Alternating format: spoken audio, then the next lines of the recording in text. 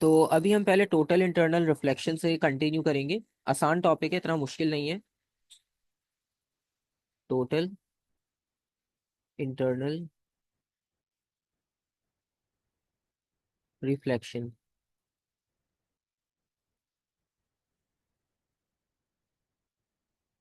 अच्छा, जो हमने रिफ्रैक्शन किया था ना, ये उसी का कंटिन्यू पार्ट है। फॉर एग्जाम्पल अभी यहाँ पर आपने देखा था इस वाली स्लाइड में कि डायग्राम में एक चीज आपने नोटिस की थी कि जब लाइट डेंस मीडियम से रेयर मीडियम में जा रही थी तो ये इसका एंगल इंक्रीज हुआ था। ठीक है। हमने यहाँ पर लिखा था कि जब लाइट डेंस से रेयर में जाती है तो उसका एंगल इंक्रीज होता है। ठीक है।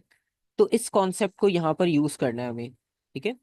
तो हमारे पास जो मेन बेसिक लॉजिक हमने यूज की है वो ये है कि सबसे पहले टोटल इंटरनल रिफ्लेक्शन की दो कंडीशंस होती हैं। तो कभी कभार ऐसा होता है वो आपसे दोनों कंडीशन 2 मार्क्स के लिए पूछ लेते हैं। तो आपको दोनों कंडीशंस का पता होना चाहिए कि आपको क्या क्या लिखना है।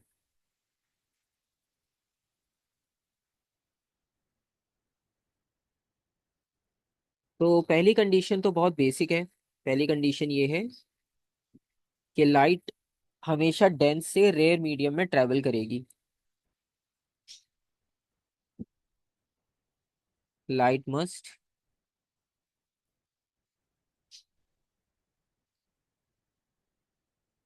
Travel from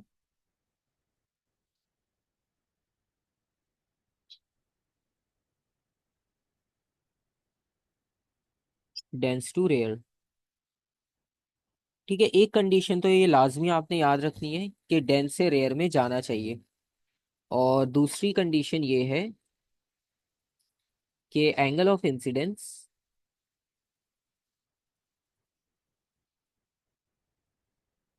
angle of incidence must be greater than critical. अब ये जो क्रिटिकल वाली बात है ये हमने समझनी है कि क्रिटिकल क्या चीज़ है इसमें। क्रिटिकल एंगल, क्योंकि एंगल ऑफ इंसिडेंस भी हमें पता है कि जब लाइट आकर स्ट्राइक करती है तो उस वक्त जो एंगल बनता है वो एंगल ऑफ इंसिडेंस होता है। तो यहाँ पर बेसिकली डायग्राम बनाते हैं क्योंकि इसमें डायग्राम का मेन इंपॉर्टेंट सबसे इम्पोर्टेंट काम उसी का है। तो फॉर एग्जांपल हमारे पास ये मीडियम आ गया, लेट्स सपोज। इस लाइन के बॉटम पर जो है वो लेट्स सपोज डेंस मीडियम है, और इसके ऊपर जो है वो रेयर मीडियम है। अब लाइट ट्रेवल करेगी डेंस मीडियम से। ठीक है। अच्छा, एक तो होता है नॉर्मल रिफ्रैक्शन, जैसे हमने अभी पहले डिस्कस किया कि लाइट आएगी और बेंड होकर दूसरी डायरेक्शन में चली जाएगी। यहाँ से लाइट आई और वो बेंड होकर बाहर चली गई। ठीक है। और यहाँ पर आपने नॉर्मल बना दिया। तो ये तो नॉर्मल रिफ्रैक्शन था। ठीक है। अब इसे थोड़ा सा और आगे लेकर जाते हैं। इसमें हमने एंगल को पहले से बढ़ा दिया। ठीक है। अब एंगल को पहले से बढ़ा कर देखते हैं। तो जब आप एंगल बढ़ाओगे तो एक एंगल आपको ऐसा मिलेगा। ठीक है। हमें सारे एंगल्स नहीं बनाने, बस जो इंपॉर्टेंट है उनकी बात करेंगे हम। एक एंगल आपको ऐसा मिलेगा, एंगल ऑफ इंसिडेंस, की जिसपे लाइट 90 डिग्री पर बेंड होगी, ऐसे। ठीक है। और कुछ लाइट आपको पार्शियल लाइट जो है वो रिफ्लेक्ट होती हुई भी नजर आएगी। ठीक है। तो यहाँ पर 90 डिग्री पर जब लाइट आपको बेंड होती हुई नजर आए और कुछ लाइट या तो आपको रिफ्लेक्ट होती हुई नजर आए, तो इस कंडीशन में होता ये है कि जैसे आपके पास एंगल ऑफ इंसिडेंस बन रहा था, फॉर एग्जाम्पल यहाँ पर ये एंगल ऑफ इंसिडेंस है, ये रिफ्रैक्शन है। तो यहाँ पर भी ये जो एंगल ऑफ इंसिडेंस था, अब इसकी कोई ना कोई वैल्यू होगी, 40, 30, 27, कुछ भी हो सकती है, जरूरी नहीं है कि फिक्स हो।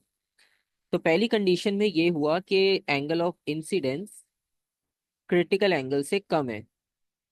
ठीक है। अब क्रिटिकल एंगल आपको दूसरी डायग्राम में पता चलेगा कि किसे कह रहे हैं। सेकंड डायग्राम में एंगल ऑफ इंसिडेंस है क्रिटिकल एंगल। तो क्रिटिकल एंगल हम कह किसको रहे हैं, क्रिटिकल एंगल का मतलब ये हुआ वो एंगल ऑफ इंसिडेंस। अच्छा, होता ही एंगल ऑफ इंसिडेंस है, लेकिन एक कंडीशन में इसका नाम हम क्रिटिकल यूज कर रहे हैं बस। ठीक है ये एंगल ऑफ इंसिडेंस तो कुछ नया नहीं है, बस एंगल ऑफ इंसिडेंस की एक कंडीशन है स्पेसिफिक। तो जैसे हमने सेकंड डायग्राम में देखा कि लाइट 90 डिग्री पर बेंड हुई है और पार्शियली रिफ्लेक्ट हो रही है। अगर पार्शियली रिफ्लेक्ट ना भी हो, कुछ डायग्राम में ऐसा होता है कि पार्शियली रिफ्लेक्ट वो नहीं दिखाते, तो वो जरूरी भी नहीं है दिखाना, ठीक है, लेकिन 90 डिग्री का बेंड लाजमी होना चाहिए। तो आप यहाँ पर ये लिखते हो, वो एंगल ऑफ इंसिडेंस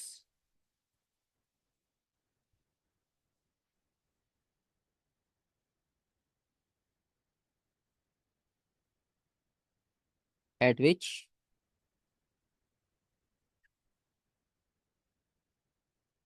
लाइट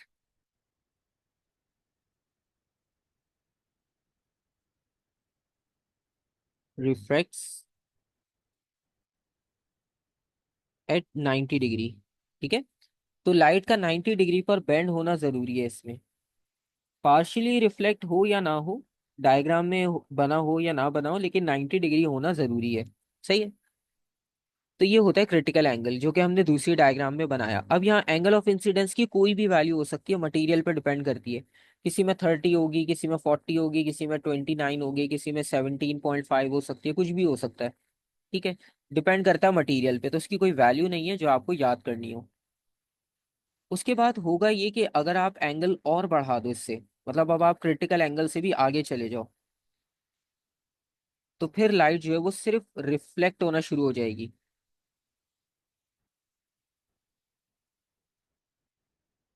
अब ये नॉर्मल है, और लाइट जो है वो सिर्फ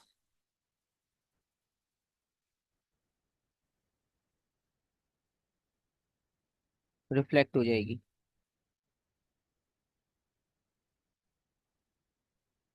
ठीक है, इसे हम कहते हैं टोटल इंटरनल रिफ्लेक्शन। तो तीसरी कंडीशन में आपके पास इंसिडेंस एंगल जो है वो ग्रेटर हो गया क्रिटिकल से। ठीक है, तो ये बहुत आसान सा कॉन्सेप्ट है और ये बहुत पूछा भी जाता है। और इसका जो फॉर्मूला होगा, फॉर्मूला इसका आप यूज करोगे, n is equals to 1 over sine critical angle, ये इसका फॉर्मूला यूज करेंगे। और इस फॉर्मूला के अलावा अगर वो आपसे पूछें कि ये कहाँ कहाँ यूज होता है, ठीक है, एक इसकी कॉमन सी एग्जांपल है इंटरनेट केबल में, ऑप्टिकल फाइबर। आपने देखा होगा, आप जैसे जैसे कनेक्ट करते हो कहीं भी कनेक्शन में, तो उसमें लाइट ब्लिंक होना शुरू हो जाती है, क्योंकि उसमें यही टोटल इंटरनल रिफ्लेक्शन हो रहा होता है। ठीक है, उसके अलावा भी आप total internal reflection random search करोगे तो आपको वो लैंप एक मिल जाएगा जिसमें फिश वायर लगी होती है, और उसके पॉइंट पर जो है वो ब्राइट लाइट आपको नजर आती है, तो उसमें भी टोटल इंटरनल रिफ्लेक्शन हो रहा होता है। ठीक है, पिक्चर और वीडियो के लिंक्स आपको भेज दूंगा एक दो, उसमें आप देख सकते हो प्रैक्टिकली वो कैसे हो रहा है। वरना आप इंटरनेट पे भी सर्च करोगे आपको बहुत सारी एग्जांपल वैसे मिल जाएंगी। तो यहाँ पर आपको एक चीज़ ये पता होनी चाहिए कि हम इसे यूज करते हैं ऑप्टिकल फाइबर में,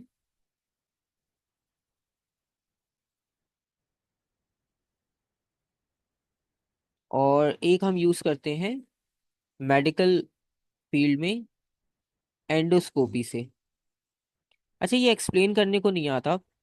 एंडोस्कोपी का मतलब ये होता है कि मेडिकल में आपने देखा होगा कि जब किसी ऑर्गन को इंटरनली ऑब्जर्व करना होता है, जब वो एक्सरे अल्ट्रासाउंड वगैरह में नहीं पता चलता, तो वो पाइप जो है वो नोज या माउथ के थ्रू पास किया जाता है बॉडी के अंदर, और उसमें कैमरा कनेक्टेड होता है, तो डायरेक्टली उसे ऑब्जर्व किया जाता है, तो वो प्रोसेस एंडोस्कोपी होता है। ठीक है, तो वहां पर भी सेम फिनोमिना यूज होता है, लाइट उसमें से रिफ्लेक्ट होकर आती है और वो इमेज बना देती है स्क्रीन पर। ठीक है, और इसके अलावा एक पुरानी डिवाइस पेरिस्कोप, स्कूल प्रोजेक्ट्स वगैरह में भी आपने देखी होगी। पेरिस्कोप में क्या होता है कि आपने जैसे एक बॉक्स लिया एम्प्टी, और उसकी फॉर्मेशन कुछ इस तरह से कर दी।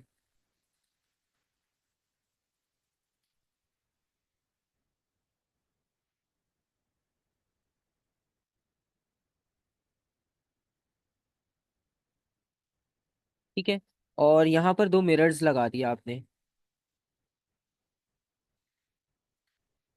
तो होता ये कि इन दो मिरर्स की हेल्प से लाइट एंटर होती है।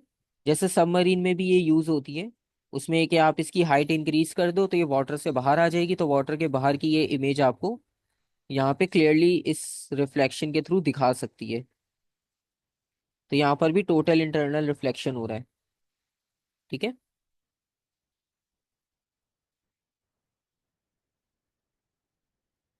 तो ये आपके पास पेरिस्कोप हो गया। और इसके अलावा एक और क्वेश्चन आपको पास पेपर में मिलेगा कि टोटल इंटरनल रिफ्लेक्शन या ऑप्टिकल फाइबर में कौन कौन सी लाइट रेज यूज की जा सकती हैं। लाइट रेज का मतलब इलेक्ट्रोमैग्नेटिक स्पेक्ट्रम जो होता है।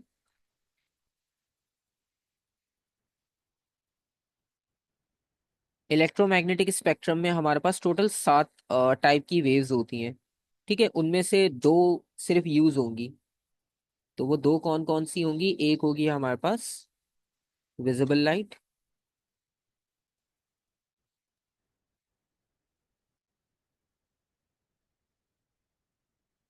और दूसरी हम यूज करते हैं इंफ्रारेड। तो ये क्वेश्चन आपको पास पेपर में एक जगह लाजमी मिलेगा, तो उसमें आपने याद रखना है। और ये पॉइंट आपके पास सिलेबस में भी लिखा हुआ है। आप इलेक्ट्रोमैग्नेटिक स्पेक्ट्रम के सिलेबस में देखोगे, आपको वहां भी मिल जाएगा कि हम ये यूज क्यों करते हैं।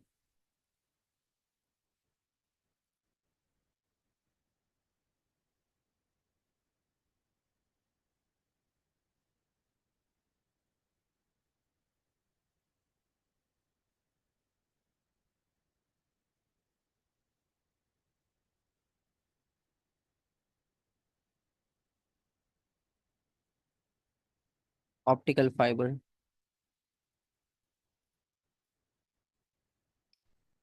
अच्छा, इसका रीजन ये होता है कि बहुत सारी इलेक्ट्रोमैग्नेटिक स्पेक्ट्रम रेज ऐसी होती हैं, जैसे फॉर एग्जांपल एक्सरे की आप एग्जांपल ले लो। अब एक्सरे में क्या होता है कि एक्सरे तो बॉडी के थ्रू पास हो जाता है। ठीक है, अब जब वो बॉडी के थ्रू पास हो गया, तो इसका मतलब है कि बॉडी में जो इतना आपके पास मटेरियल है उससे उसको कोई फर्क नहीं पड़ता। वो उसको क्रॉस करके चला गया। ठीक है, तो इसी तरह से काफी सारे इलेक्ट्रोमैग्नेटिक स्पेक्ट्रम के कंपोनेंट्स ऐसे होते हैं कि जो मीडियम में से बिना रिफ्रैक्ट बिना बेंड हुए चले जाते हैं आराम से। ठीक है। तो एक मैंने आपको सेंड किया है सिलेबस का कट पेज, उसमें आप देख सकते हो। उसमें क्लियरली लिखा हुआ है कि इंफ्रारेड को हम क्यों यूज कर रहे हैं।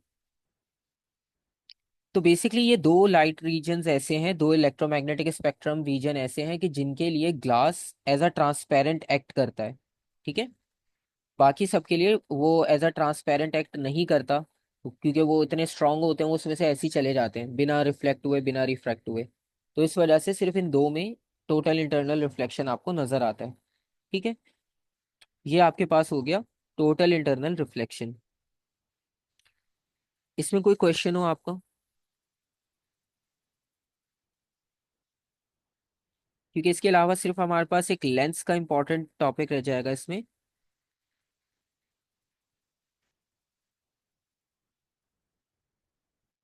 ठीक है। अच्छा, लेंसेज में हमने क्या करना है? लेंसेज में सिर्फ एक ही लेंस इंपॉर्टेंट है, वैसे तो दो टाइप हैं लेकिन एक ही के बारे में पूछेंगे वो। तो वो भी आपके लिए थोड़ा सा आसान हो जाएगा कि एक ही कैटेगरी है। अब डेली लाइफ में लेंसेज सबने ऑब्जर्व किए होते हैं, और लेंसेज के बारे में हम लिख सकते हैं ऑप्टिकल इंस्ट्रूमेंट्स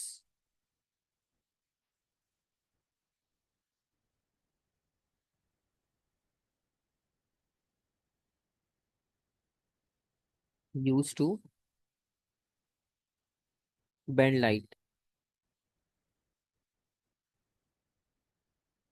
तो वह लाइट को बेंड करने के लिए यूज करते हैं, और इसमें हमारे पास दो टाइप्स आएंगी। सिलेबस में दो ही टाइप्स हैं।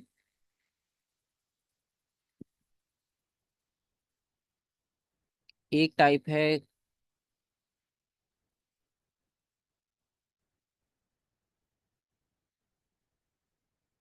कॉन्वेक्स लेंस,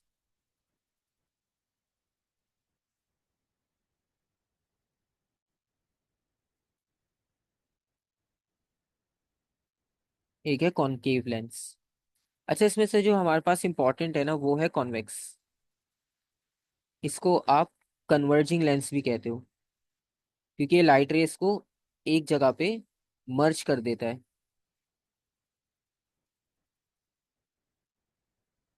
और एक होता है डाइवर्जिंग लेंस जो कि कॉनकेव कहलाता है।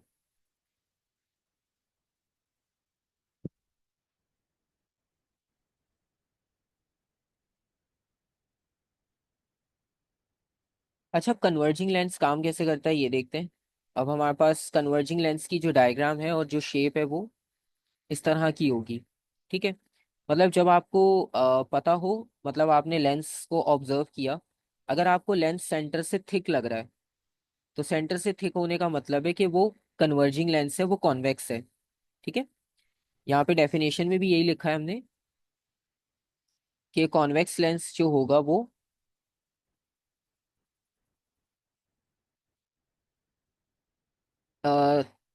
थिन एट द एजेस होगा और थिक एट द सेंटर।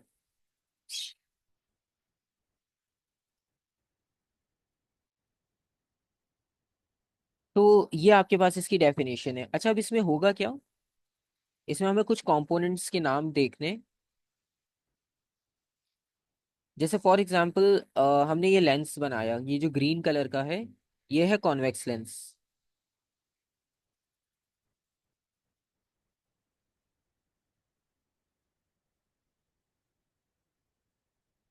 अब ये ग्रीन कलर का जो कॉन्वेक्स लेंस है, इसके सेंटर से एक वाइट लाइन ड्रॉ की है। ठीक है। अच्छा, ये वाइट लाइन होती नहीं है प्रैक्टिकली, आपने देखा होगा लेंस में कोई ऐसी लाइन सेंटर में नहीं होती, क्योंकि अभी तो हम पेपर पे डिस्कस कर रहे हैं, तो इसे हम कहते हैं प्रिंसिपल एक्सिस। ये हमने इसलिए ड्रॉ की है ताकि हम इसमें रीडिंग और नंबर्स को मार्क कर सकें। तो इसे हम कहते हैं प्रिंसिपल एक्सिस। जैसे एक्स और वाई एक्सिस होता है, इसी तरह ये भी एक एक्सिस है काउंटिंग करने के लिए। और इसमें अब आप एक चीज ऑब्जर्व कर रहे होगे कि दो पैरेलल लाइट्स आई। ठीक है, दो येलो कलर की लाइट रेस बनाई है, एक टॉप से आ रही है एक बॉटम से, दोनों पैरेलल हैं। और वो पैरेलल आने के बाद बेंड होकर एक पॉइंट से पास हो रही है। एक कॉमन पॉइंट आ रहा है उनका। ठीक है। इस कॉमन पॉइंट को हम क्या कहते हैं, इसे हम कहते हैं प्रिंसिपल फोकस। ठीक है। ये प्रिंसिपल फोकस है। अच्छा, प्रिंसिपल फोकस दोनों तरफ एक जैसा बनता है क्योंकि लेंस ट्रांसपेरेंट है, तो लाइट दोनों तरफ से आ सकती है। हम तो समझने के लिए अभी एक तरफ से बना रहे हैं, दोनों तरफ से बनाएंगे तो इतना मिक्सअप हो जाएगा, फिर कुछ भी समझ नहीं आएगा। अब जैसे आप बॉक्सेस काउंट कर लो, जैसे सेंटर है ना, सेंटर से आप बॉक्स काउंट कर लो, 1 2 3 4 5 6 7। तो ऑलमोस्ट 7 बॉक्सेस आप लेफ्ट में भी काउंट कर लो, 1 2 3 4 5 6 7। तो इसे आप प्रिंसिपल फोकस है, प्रिंसिपल फोकस है। ठीक है। तो ये आपके पास प्रिंसिपल फोकस हो जाएंगे दोनों साइड पर, राइट और लेफ्ट पर। ठीक है।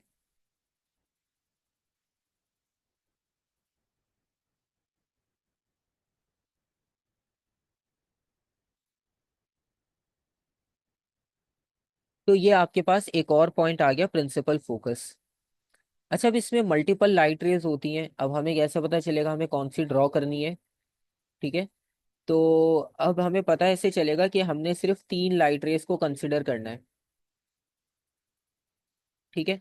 तो अभी हमारे पास जैसे रे 1 है, तो रे 1 हमने जो है वो ड्रॉ कर ली। रे 1 आप देखो लिखा हुआ है कि जब पैरेलल लाइट रे जाती है, it bends and passes through a point called principal focus. ठीक है। तो ये आपके पास रे नंबर 1 है।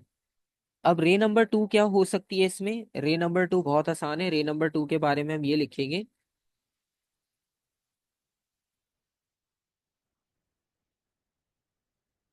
व्हेन लाइट रे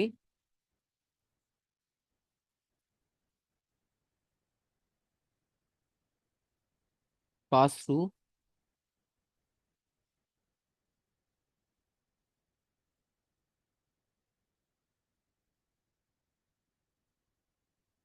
द सेंटर। तो जब वो सेंटर से पास होगी, इट ट्रेवल्स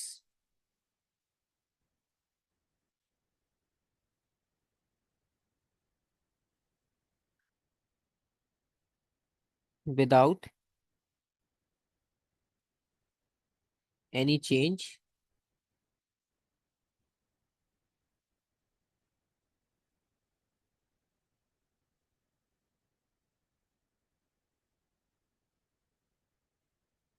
इन डायरेक्शन। तो बिना डायरेक्शन चेंज किए वो बिल्कुल स्ट्रेट चली जाएगी। ठीक है।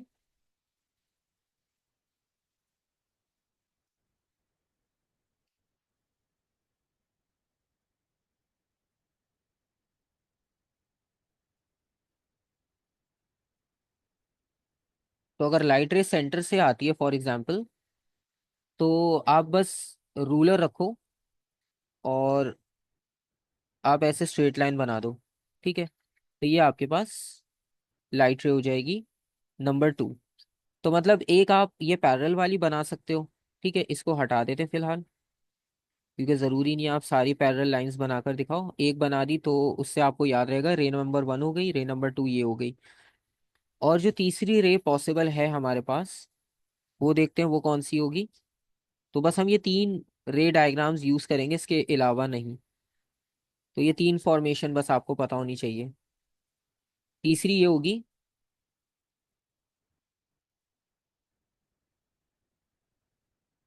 व्हेन लाइट रे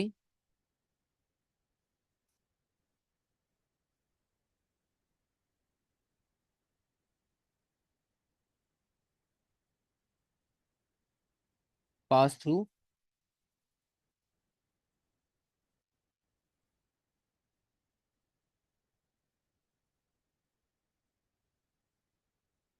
principal focus,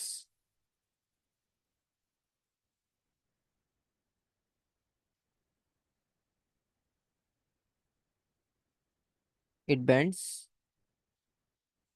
and travel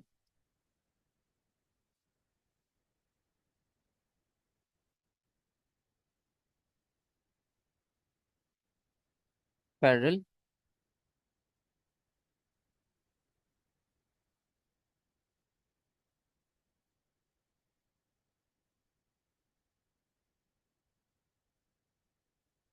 to the principal axis.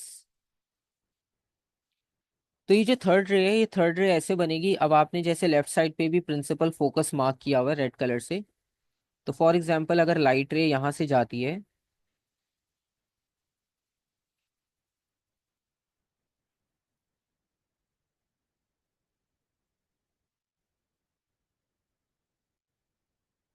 तो फॉर एग्जांपल लाइट रे आई फोकस से, और वो बेंड होकर बिल्कुल हॉरिजॉन्टल चली जाएगी प्रिंसिपल एक्सिस के पैरेलल होते हुए, इस तरह से। तो जैसे हमने फर्स्ट वाली बनाई थी, ये फर्स्ट वाली का समझ लो आप ऑपोजिट है। फर्स्ट रे थी जो येलो कलर की, वो पहले हॉरिजॉन्टल आई फिर बैंड हो गई। ये वाली पहले बैंड होती हुई आ रही थी एक एंगल से, फिर ये हॉरिजॉन्टल हो गई। ठीक है। तो ये आपके पास इसमें 3 तरह की लाइट रेस की प्रॉपर्टीज होगी जो आप ड्रॉ कर सकते हो।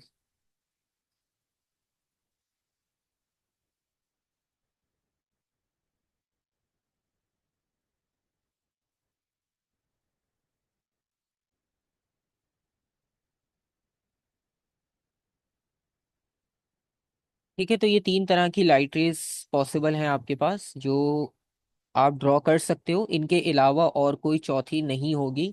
ठीक है। तो इसमें आपको कंफ्यूजन भी नहीं होगा कि कौन सी लाइट रे बनानी है, कहाँ से बनानी है, हमें कैसे पता चलेगा। तो बस ये 3 होंगी। ठीक है।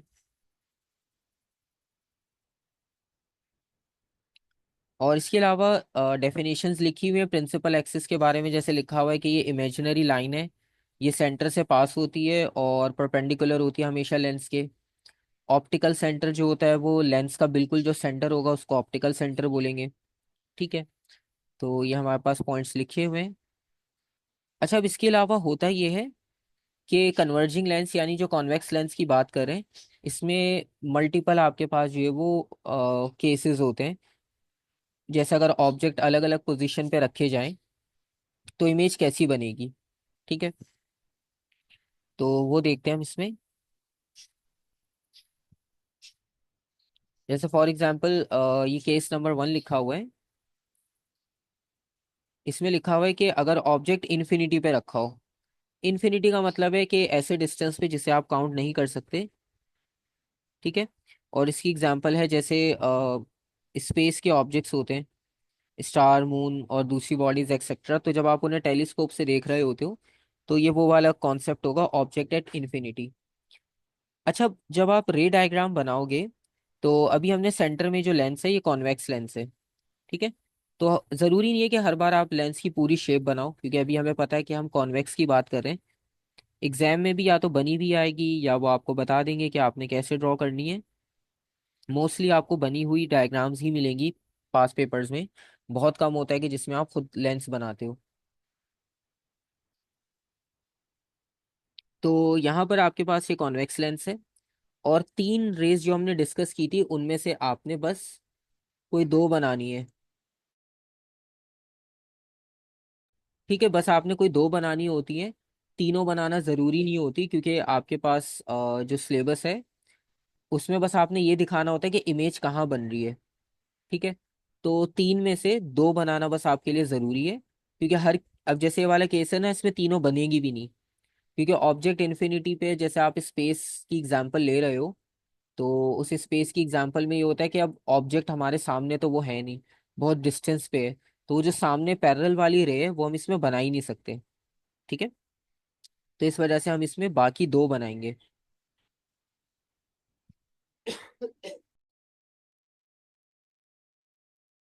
अच्छा, इसमें जो डायग्राम्स ड्रॉ होती हैं केसेस की, बेसिकली ये केस आपके पास सेम रहेंगे। ठीक है, मतलब ये चेंज नहीं होते, ये एज इट इज रहेंगे। और इससे बस आपको एक आइडिया हो जाएगा, आप एक दो ड्रॉ करोगे तो आपको ये पता चल जाएगा कि जो लाइट रेज हमने तीन बनाई थी तो वो कैसे यूज करनी है। ठीक है। वो आपके जब यूज करना आ जाएंगी, ठीक है, तो फिर आपके पास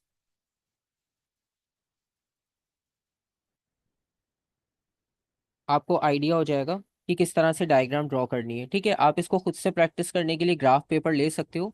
जैसे यहाँ पर आप देखो कि एफ और 2F हमने बिल्कुल खुद से मार्क किया हुआ है, मतलब ज़रूरी नहीं है आप इतने ही मार्क करो। आपकी मर्जी, आपके पास पेपर जितना है उसके अकॉर्डिंगली आप मार्किंग कर लो, ताकि डायग्राम उस पेपर के अंदर ही आ जाए, उससे बाहर ना जाए। जैसे यहाँ पर आप देखो 1 2 3 4 5 6 6 बॉक्सेस के बाद हमने प्रिंसिपल फोकस मार्क किया है। इसी तरह दूसरी तरफ भी 6 बॉक्सेस के बाद फिर 6 बॉक्सेस और आगे जाएंगे तो वो एफ का डबल हो जाएगा, 2F। ठीक है। तो ये मार्किंग की है। अच्छा, ऑब्जेक्ट क्योंकि इन्फिनिटी पर है, और ये जो हमारे पास तीन तरह की रेस थी इसमें से रे नंबर 1 तो बन नहीं सकती। क्योंकि जब हम बात करते हैं डिस्टेंट ऑब्जेक्ट्स की, तो वो डिस्टेंट ऑब्जेक्ट्स हमारे बिल्कुल सामने तो होते नहीं है, वो टॉप हाइट पर होते हैं, वहां से लाइट रे आती है। तो हमें भी लाइट रे टॉप वाली बनानी है, यानी नंबर 2 और नंबर 3। इसमें नंबर 1 नहीं बनाएंगे। ठीक है। तो नंबर 2 और नंबर 3 बनाते हैं। जैसे एक लाइट रे यहाँ पर फोकस से पास होकर,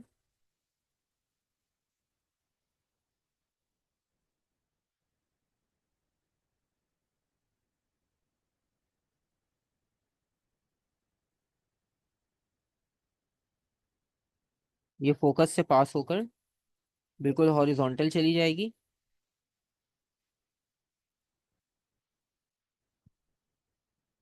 और जो सेंटर वाली है वो बिल्कुल सेंटर से स्ट्रेट चली जाएगी, बिना कहीं बेंड हुए। ठीक है।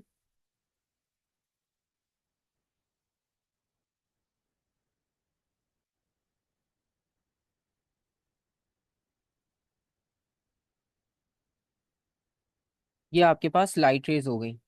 ठीक है। तो एक लाइट रे हमने ये ड्रॉ की, और एक ये। अच्छा, अब जैसे आपको याद होगा जब हम मिरर की बात कर रहे थे, मिरर में हमने रियल और वर्चुअल लिखा था। मिरर में आपको याद होगा हमने यहाँ रियल और वर्चुअल लिखा था। तो जब लाइट रेज एक पॉइंट पे मर्ज होती हैं तो वो रियल होती हैं, जब नहीं होती तो वर्चुअल होती है। तो यहाँ पर जो है वो एक पॉइंट पे मर्ज हो रही है, यानी ये रियल इमेज होगी।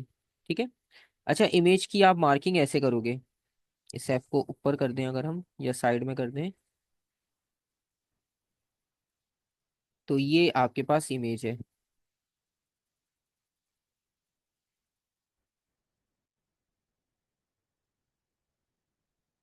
अच्छा, अब इमेज आपको जो मिल रही है, इससे आपको ये पता चल रहा है कि इमेज जो है वो अपसाइड डाउन आ रही है, क्योंकि एरो जो है उसका हेड डाउन साइड पर है। तो इसमें वो आपसे पूछते हैं डिफरेंट केसेस में कि नेचर ऑफ इमेज लिखनी है आपने।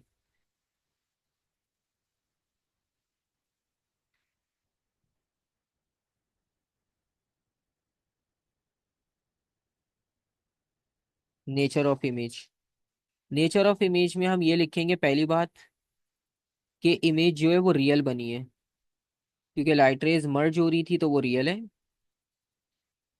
और नंबर टू, क्योंकि एरो आपको अपसाइड डाउन नजर आ रहा है,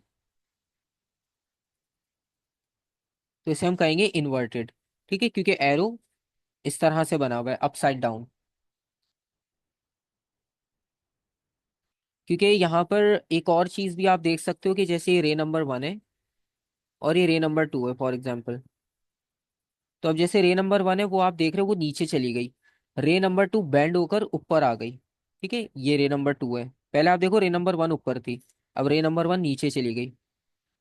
तो इससे भी आपको ये पता चल रहा है कि इमेज जो है वो अपसाइड डाउन बन रही है। ठीक है, real inverted.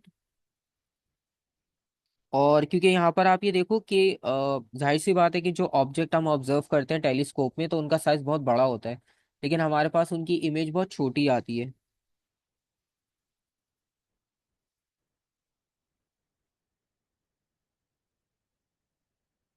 Small in size.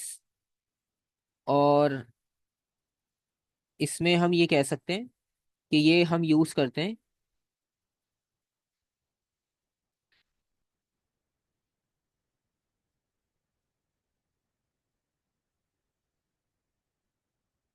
Telescope.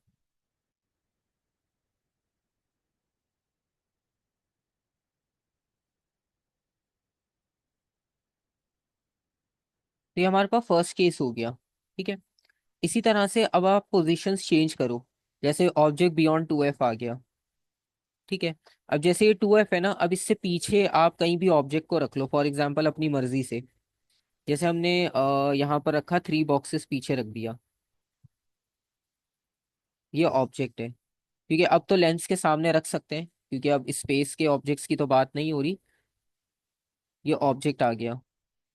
अब फॉर एग्जांपल लाइट रेस में से आएगी, अब आप पैरेलल वाली भी बना सकते हो। तो एक हम पैरेलल वाली बना देंगे, एक सेंटर वाली, दोनों आसान है। एक लाइट रे बिल्कुल पैरेलल आएगी और फोकस से पास हो जाएगी, और एक लाइट रे बिल्कुल सेंटर से आएगी और वो चली जाएगी स्ट्रेट।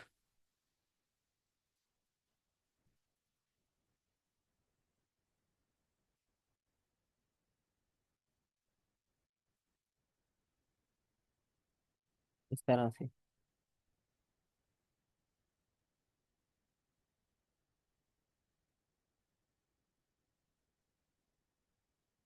अब आप यहाँ पर देखो कि लाइन फिर इंटरसेक्ट कर रही है एक पॉइंट पर, तो उस जगह पर आप इमेज बनाओगे इस तरह से, इस तरह से। ठीक है,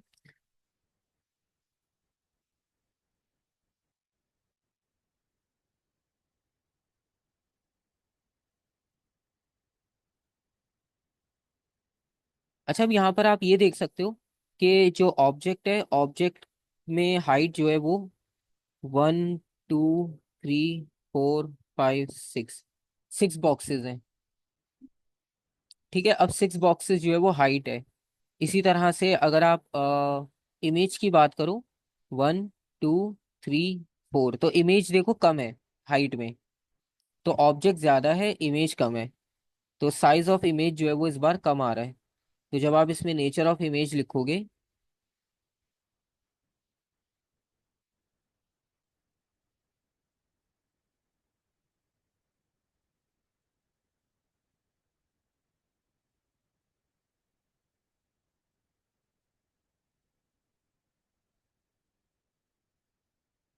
तो एक तो रियल आएगी क्योंकि इंटरसेक्ट कर रही है, और नंबर 2 फिर से इन्वर्टेड है क्योंकि अपसाइड डाउन है।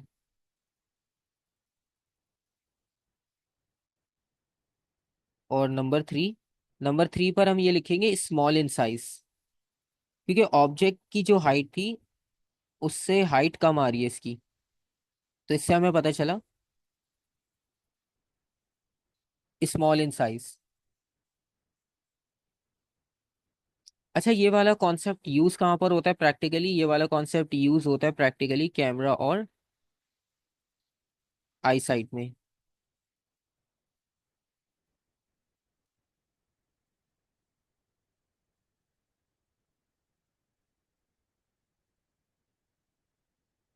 ठीक है, ये आपके पास एक और केस हो गया। अच्छा, अब इस तरह से आपके पास अगर कोई भी पोजीशन हो, तो जो 3 लाइट रेज है उनमें से कोई भी 2 बनाओ, और आप ये देखो कि वो मीट हो रही है या नहीं हो रही। अच्छा, इसमें एक केस होता है वो सबसे ज्यादा पास पेपर में आता है। ठीक है, वो वर्चुअल का केस है। अभी तो आपके पास रियल इमेज बनी है ना दोनों में जैसे। तो इसमें एक केस ऐसा होता है कि जिसमें वर्चुअल बनता है। वो वाला मैं आपको दिखाता हूँ, वो सबसे ज्यादा एग्जाम में वही रिपीट होता है, ये वाला। पहले सिंपल डायग्राम देखते हैं ताकि आपको बेसिक समझ आ रहे, फिर इसकी और कैटेगरी दिखाता हूँ। अब जैसे यहाँ पर आप देखो इनकम्प्लीट रे डायग्राम मेंशन है, ऑब्जेक्ट ओ है, कन्वर्जिंग लेंस है, प्रिंसिपल एक्सिस है, फोकल पॉइंट है, और ये सारी चीजें। अब इसमें आप देखो लाइट रेज जो जा रही हैं ये कभी भी मीट नहीं होंगी, क्योंकि ये एक दूसरे से दूर जा रही हैं।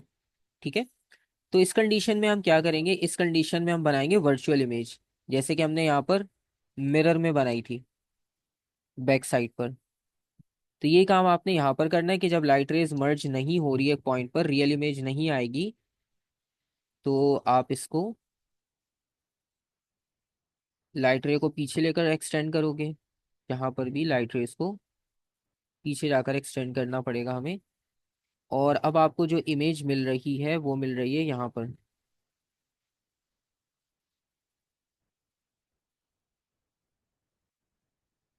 ठीक है।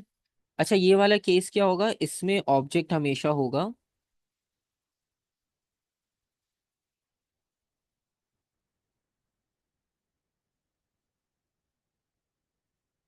F and lens. तो एफ और लेंस के बीच में ऑब्जेक्ट रखेंगे। ठीक है, और ये वाली कंडीशन यूज कब होती है? ये वाली यूज होती है कंडीशन मैग्नीफाइंग ग्लास में। जब आप मैग्नीफाइंग ग्लास यूज करते हो उसमें ये प्रॉपर्टी होती है।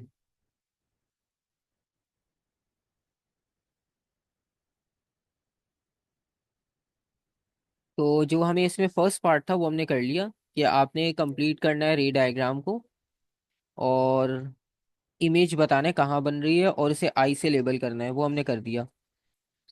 अब इसके बाद आपने बताना है कि इसमें से 3 डिस्क्रिप्शन इमेज की कौन कौन सी हो सकती हैं।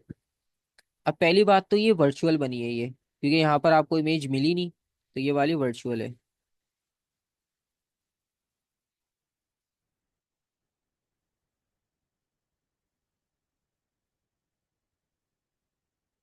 इसके अलावा इस बार इन्वर्टेड नहीं बनी, एरो का हेड ऊपर की तरफ ही है, तो ये अपराइट कहलाती है।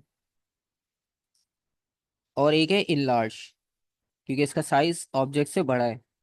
डिमिनिश यानी बहुत ज्यादा स्मॉल होना, तो ये बहुत ज्यादा स्मॉल नहीं है। ठीक है, इन्वर्टेड नहीं है, सेम साइज नहीं है, और रियल भी नहीं है। ठीक है, तो उसके अलावा ये 3 ऑप्शंस बचते हैं। ठीक है, ये आपके पास एक सिनेरियो हो गया। इसी तरह से आपको ये वाला जो केस है ये बार बार रिपीटेड मिलेगा। जैसे आप ये देखो, ये वाला क्वेश्चन है, इसमें भी इसी तरह से गिवन है। ठीक है, अब आप ये देखो, ये ग्राफ पेपर में जब देते हैं तो उसमें मार्किंग करना आसान हो जाती है।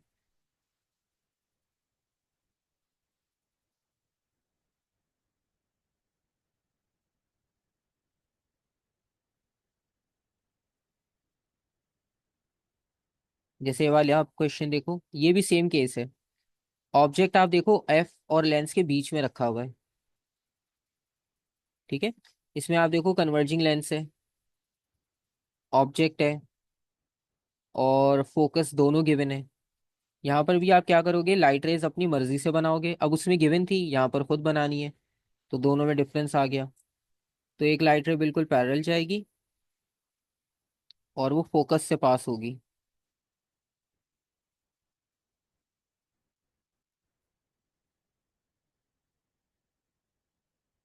और एक सेंटर से जाएगी, वो तो स्ट्रेट चली जाएगी। अब ये दोनों लाइट रेज आप देखो, ये कहीं पर भी मीट नहीं कर रही, तो इसका मतलब है ये वर्चुअल बनेगी।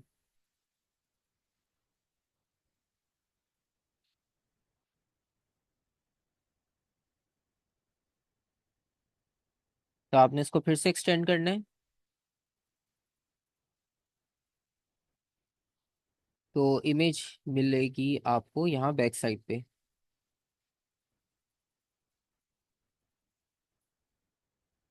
ठीक है। तो ये वाला केस भी आप देखो सेम है। तो सेम आपने यही करना था। सबसे पहले आपने डायग्राम कंप्लीट करनी थी, टू रेस, इमेज लोकेट करनी थी, और इमेज को आई वाई लेबल करना है। तो वाई, और ये आई वाई हो जाएगा। और उसके अलावा measure the distance from I Y along its principal axis to centre of the line. तो इसमें अब आपको रूलर यूज करना पड़ेगा। ठीक है।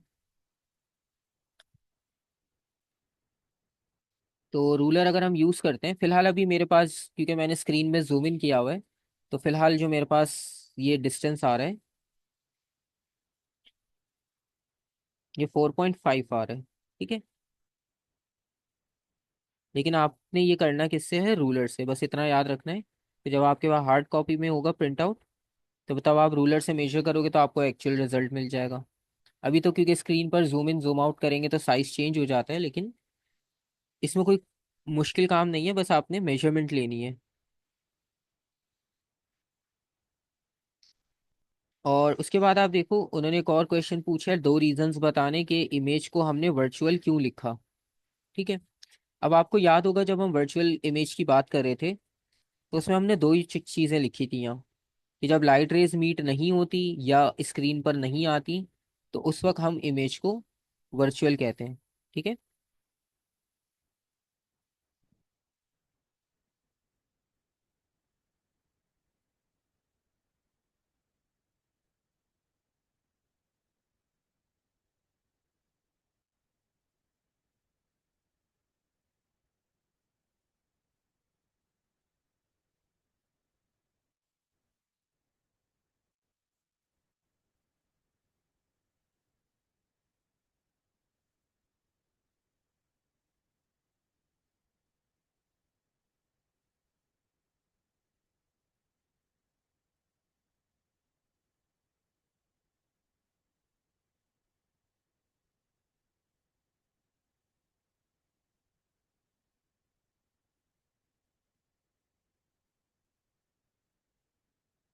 तो इस तरह से आपके पास लेंसेज के क्वेश्चन, अब आप देखो 6 मार्क का इजी क्वेश्चन था, और सेम रिपीटेड भी था, तो इसमें कुछ आपको नया भी नहीं करना पड़ा। इसी तरह आप लेंसेज के क्वेश्चंस देखोगे, तो आपको मोस्टली यही केसेस मिलेंगे। ये वाला भी आपके पास है। ठीक है, लेकिन इसमें उन्होंने डायग्राम आपको बनाकर दिए, और इस बार जो है वो रियल इमेज बन रही है। ठीक है। जैसे आप यहाँ पर देखो,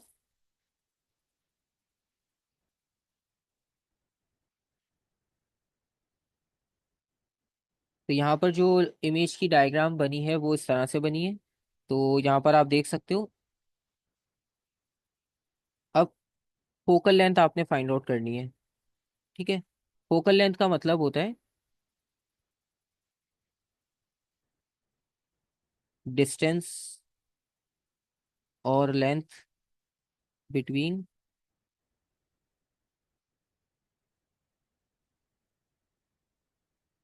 ऑप्टिकल सेंटर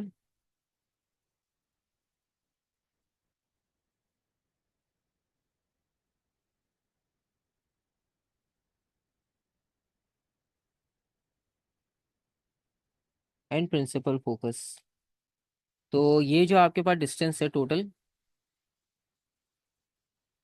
ये आपने मेजर करना है यहाँ से। तो ये वाला जो डिस्टेंस है, ये फोकल लेंथ हो जाएगी। तो ये अभी फिलहाल हमारे पास 7 सेंटीमीटर आ रही है, और ये भी आपने रूलर से मेजर करके लिखनी है। और उसके अलावा फिर से आपने 3 प्रॉपर्टीज को सर्कल करना है, जो नेचर ऑफ इमेज को आइडेंटिफाई करने में हेल्प करेंगे। तो पहला तो ये है कि इसका साइज इमेज का जो है वो ऑब्जेक्ट से ग्रेटर है। इमेज का साइज ग्रेटर आ रहा है, और इन्वर्टेड आएगा, अपसाइड डाउन, और रियल आएगा। और दोबारा से आपके पास सेम वही क्वेश्चन है, one feature of virtual image. तो 2 पॉइंट में से कोई भी एक लिख दो।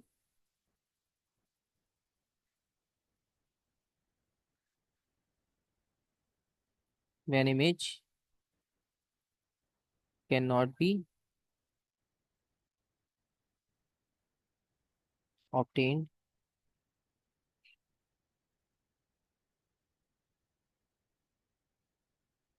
On screen. ठीक है।